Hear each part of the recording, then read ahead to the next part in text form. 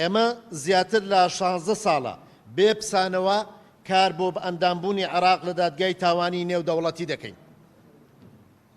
لە یادی 23 ساڵەی بڕیاری پێکەنانی دادگاکە و 19 ساڵەی دەست بەکاربوونی ئەو دادگایە و ڕۆژی دادپەروەری جیهانی وەک گەلی کوردستان بە هەموو پێکاتەکانیەوە لە هەموو گەلانی دیکە زیاتر پێویستمان بە دادگایەکی جیهانی وا هەیە و داواکاری.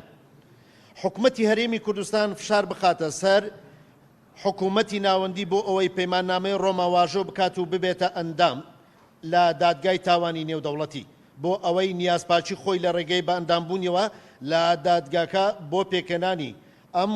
وڵاتەی مەڵبەندی جینۆساید ڕادەگەنێ کە دش بە دووبارەبوونەوە و تاوانەکانی ڕابردووە کە بە سەرگەلەکەمان داهاتووە: هەڵەبجە، ئەنفال، بارزانی، فەیلی، تعریب، قەڵاتزێ، مووسڵ، شەنگار، سمێل، پردێ، دووس، پەلکانە، شەبەک و کاکەیە و هەتا دوای. داوا لە دەسەڵاتدارانی کورد دەکەین داواکاری بە ئەندامبوونی عێراق لە دادگای تاوانی نێودەوڵەتی بکەنە یەک لە داواکاریەکانی خەڵکی کوردستان لە دانەستانەکانیان لەگەڵ حکوومەتی ناوەندی بەغدا لەگەڵ لایەنە عێراقیەکان و سازشی لەسەر نەکەن. داواکارین حکوومەتی هەرێمی کوردستان و دەسەڵاتدارانی کورد لە ڕۆژئاوای